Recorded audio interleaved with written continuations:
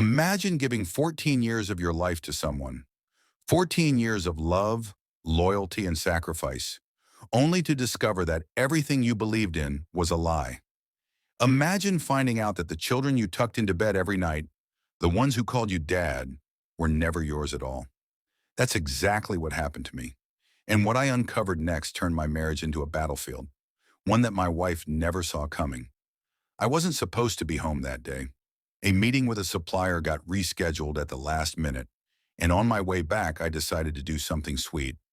I picked up my wife Melissa's favorite coffee, some complicated caramel espresso she swore only tasted right from a little shop across town. I thought surprising her would brighten her day. Maybe I just wanted to see her smile without asking for it. But the moment I stepped into the house, something felt wrong. It wasn't the peaceful kind of quiet. It was the kind that makes the air heavy. Then I heard it, faint laughter drifting from the living room. Melissa's voice. I smiled and slowed my steps, not wanting to ruin the surprise. Then I froze.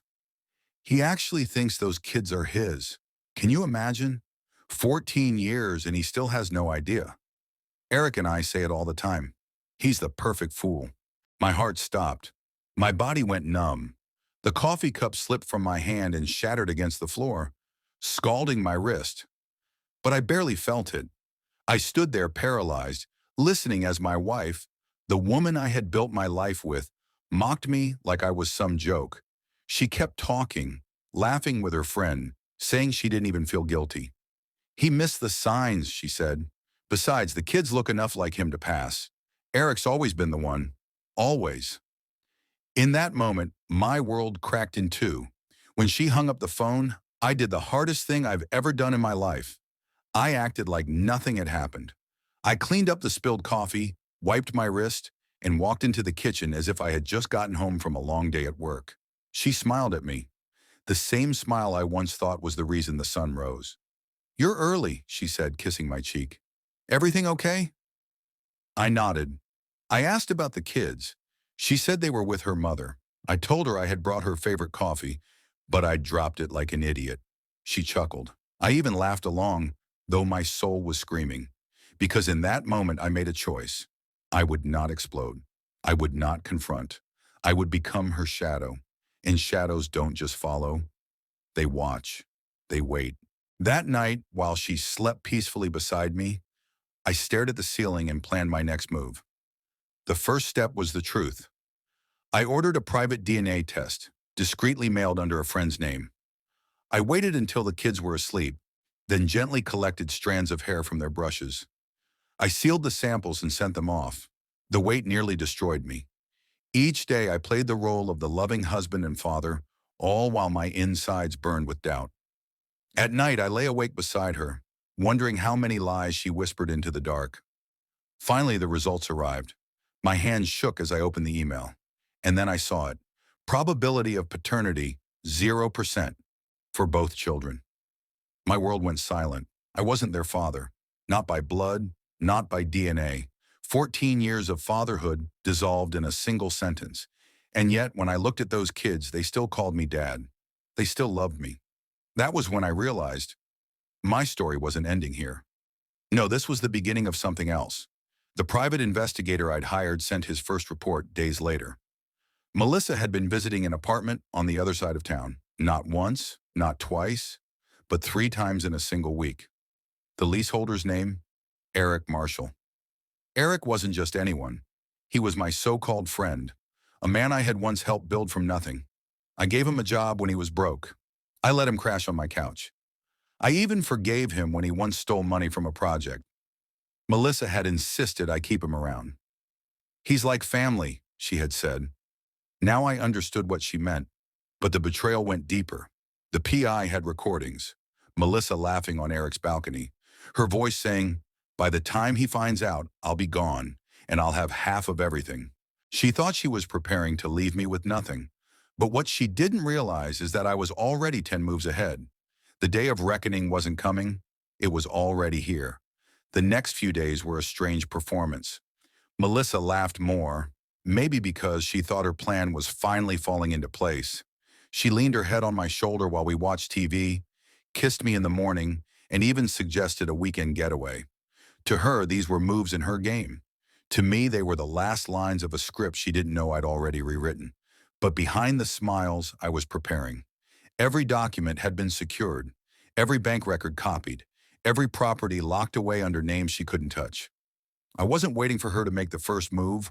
I was making sure that when she did, she'd step right into a trap. One evening, as she cooked dinner, her phone buzzed on the counter. Normally, Melissa guarded that phone like it was a vault. But this time, she was careless. She was stirring the pot, humming to herself, when I picked it up. A message from Eric flashed on the screen. "Everything's ready. Just convince him to file. We'll walk away, set for life." I placed the phone back quietly before she noticed. My blood boiled, but my face stayed calm. "Smells great," I said, kissing her cheek. She smiled, completely unaware that with that one careless text, she'd given me the final nail for her coffin. The next morning, I met with my lawyer. We finalized everything: the trust, the asset transfers, and most importantly, the divorce papers citing infidelity, financial misconduct, and fraud. With the evidence I had, she wouldn't just lose half, she could lose everything. The lawyer leaned back in his chair and said, "Once we serve her, there's no coming back." I nodded. That's the point. I decided I wouldn't scream. I wouldn't rage.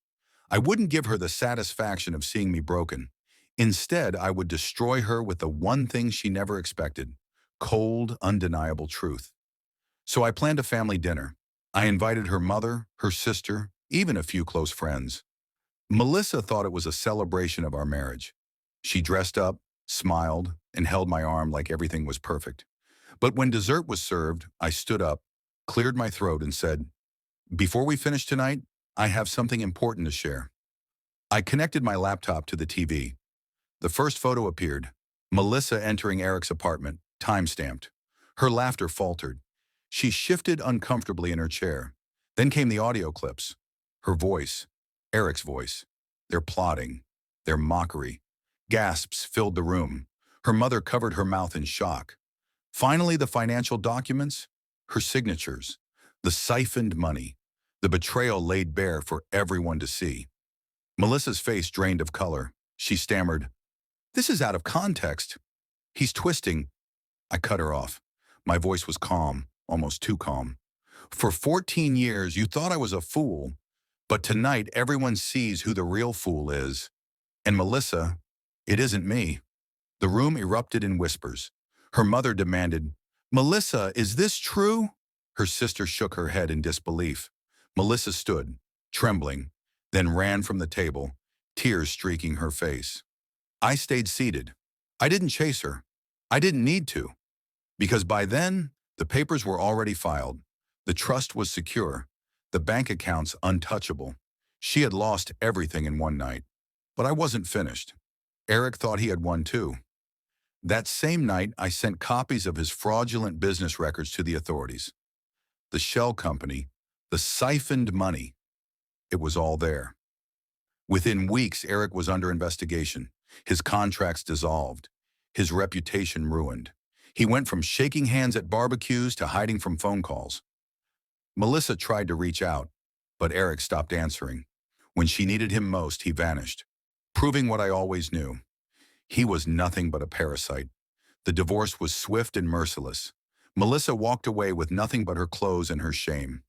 The kids, though not mine by blood, chose to stay with me. They saw through her lies. They knew who had truly been there for them all along. And me? I wasn't broken. I wasn't ruined. I was free. For 14 years, she thought I was the perfect fool. But in the end, she learned the hard way that I was the perfect shadow. And shadows won't always see the truth.